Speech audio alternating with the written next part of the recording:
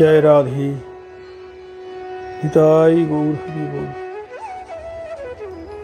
श्री श्री एकादशी महत्व। रुक्नांगद नामे एक महाभाग्यवान राजा छिलेन। तार एकटी बड़ पुष्पोद्यान छिलो। सेई पुष्पोद्याने नाना रकम सुगंधी फुल फुटे थाके। एकदा सेई पुष्पोद्याने देवांगनागण अर्थात देवीगण बा अप्सरागण सेखाने पुष्प चयन करते आसे।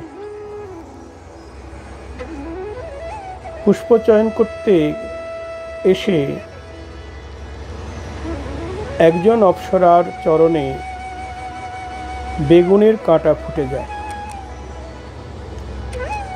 तखन से आर स्वर्गे फिरे जेते पारे ना। एदिके मालीगण এই কথা রাজার কাছে গিয়ে বললেন। রুক্নাঙ্গদ রাজা এসে সব বিবরণ শুনলেন। জিজ্ঞাসেন রাজা কি উপায় করিবে। দেবকন্যা কহে তাহা তোমা হতে হবে। অনুগ্রহ করি মোরে অনুকূল হও। বিহিত করিয়া মোরে স্বর্গেতে পাঠাও। বলে তুমি একমাত্র এই উপায় করতে পারবে, আমাকে স্বর্গে পাঠাতে পারবে। কিভাবে না, একাদশী ব্রত তব গ্রামে কেহ করে, তার কিছু ফল আভাস দেহ যদি মরে, তবে এই বিপদ থেকে আমি ত্রাণ পাই, তোমারে আশিস করি স্বর্গে চলে যাই। অর্থাৎ তোমার এই গ্রামে যদি কেউ একাদশী করে আর সেই ফল যদি আমাকে কেউ একটু দেয়, ফলের আভাস মাত্র দেয়, তাহলে আমি বিপদ থেকে ত্রাণ পেয়ে স্বর্গে চলে যাই। রাজা কহে একাদশী ব্রত সে কেমন। রাজা বলে একাদশী ব্রত সম্বন্ধে আমি কিছু জানি না। দেবকন্যা কহেন মহিমা অনুষ্ঠান। বলছি শোনো, তুমি একাদশী ব্রত করেছে এমন ব্যক্তিকে নিয়ে এসো। রাজার আজ্ঞাতে লোক গ্রামেতে যাইয়া অনুষ্ঠান মতে নাহি পায় তল্লাশিয়া। গ্রামে কোনো একাদশী করার লোক পায় না। তখন এক বণিকের দাসী কলহ করিয়া উপবাসী আছে ক্রোধে অন্ন না খাইয়া। সেদিনে যে একাদশী সেহ নাহি জানে, উপবাস করি রহে কলহ কারণে। তাহারে আনিয়া রাজা দেবী অগ্রে দিলা। দেবী কহে তুমি একাদশী যে করিলা। স্বর্গের দেবী সেই বণিকের পত্নীকে বলছেন, বণিকের দাসীকে বলছেন যে তুমি একাদশী করলে, তাহার কিঞ্চিত ফল মোরে যদি দেহ, বিপদ হইতে মোরে উদ্ধার করহ। ঝগড়া করেছে বণিকের দাসী, সারাদিন রাত্রি কিচ্ছু খায়নি, উপবাস করেছে। সে জানে না যে আজকে একাদশী। তখন দেবী বললেন তুমি একাদশী করেছ, তার কিঞ্চিত ফল আমাকে দাও, আমাকে তুমি উদ্ধার করো। দাসী কহে সে কি আমি কভু করি নাই, আমি তো একাদশী করি নাই। হাসি হাসি দেবী কহে তোমারে বুঝাই, হরির দিবসে তুমি কলহ করিয়া উপবাসী ছিলে সর্বরজনী জাগিয়া। তাহার কিঞ্চিত ফল প্রদান করহ, তুমিও বৈকুণ্ঠে যাবে বন্ধুগণ সহ।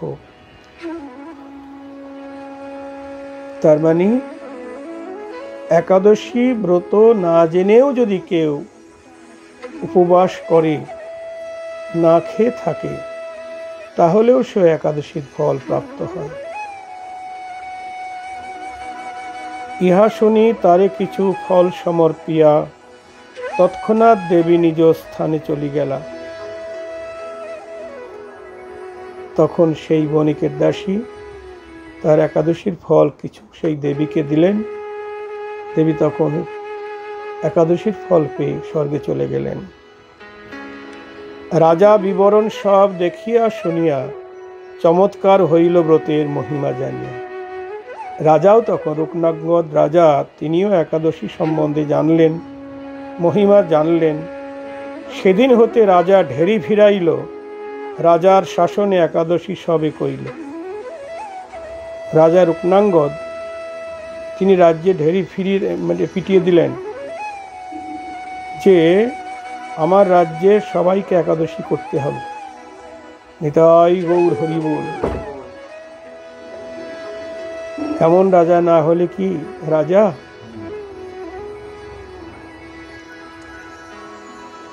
নিজ পরিবার, প্রজা, হস্তি, অশ্ব আদি, বালবৃদ্ধ, লক্ষ লক্ষ যুবক ও যুবতী, অন্ন জল ফলমূল লবণ গোরস, কেহ নাহি খায় হরিবাসর দিবস।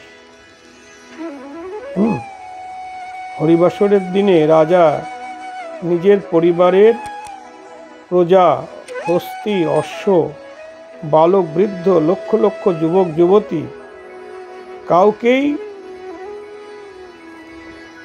অন্ন জল খেতে দিচ্ছে না, এমনকি ফলমূল লবণ কিছুই খেতে দিচ্ছে না। কেহ নাহি খায় হরি বাসর দিবস। রাজার তনয় অন্য দেশে গিয়াছিল, গৃহেতে আসিতে দৈব যোগে না খাইল। রাজার ছেলে বিদেশে গেছিল, কিন্তু ওই দিনই সে বাড়ি ফিরেছে, কিছুই খায়নি। 2 দিন উপবাসী রাত্রে গৃহে পৌঁছে একাদশী বৃত্তান্ত না জানে তৈছে। 2 দিন লেগে গেছে আসতে, কিছু খায়নি। এসেই শুনে একাদশী ব্রত। খাইবারে চাহে স্ত্রী আদি পরিবার, কেহ নাহি দেয় খাইতে রাজার শাসন রাজার। বলে আজকে একাদশী, তোমার কিছু খাওয়া যাবে না। ওদিকেও না খেয়ে এসেছে রাজার ছেলে, আজ একাদশীর দিনে বলছে কিছু খেতে পারবে না। রাজার তনয় সুকুমার দেহ হয়, রজনী প্রভাত কালে পরাণ ত্যাজয়। তখন রাত্রি যখন শেষ হয়ে গেল, রাজার ছেলে প্রাণ ত্যাগ করল। নিতাই গৌর হরি বল। আনুষঙ্গ একাদশীর মহিমা দেখো, বৈকুণ্ঠে গমন কইল ধরি দিব্য দেহ।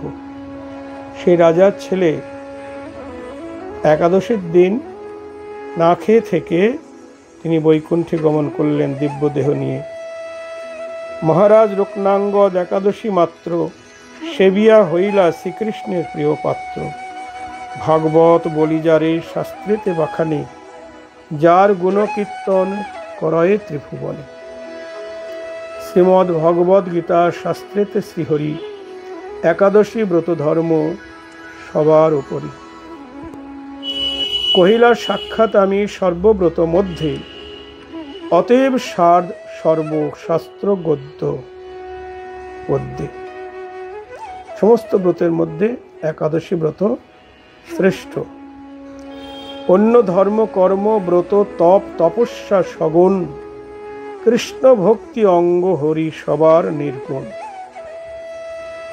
অন্য ব্রত ধর্মকর্ম সব গুণের মধ্যে, আর কৃষ্ণ ভক্তি অঙ্গ হরির সবার নির্গুণ। অতএব রূপনাঙ্গদ হরিবাসর সেবিল, জগতের মধ্যে শ্রেষ্ঠ ভাগবত হইল। তাহার চরণে মোর নিবেদন হয়, একাদশী ব্রত যেন আমারে স্পর্শ হয়। মই পাপী অধম অধৈর্য কলেবর, জন্মাবধি গেল ব্রতের নহিল গোচর। ছি ছি ধিক মই হেন জন্ম পাইয়া, আচলেতে গ্রন্থি নিনু কনক ডারিয়া।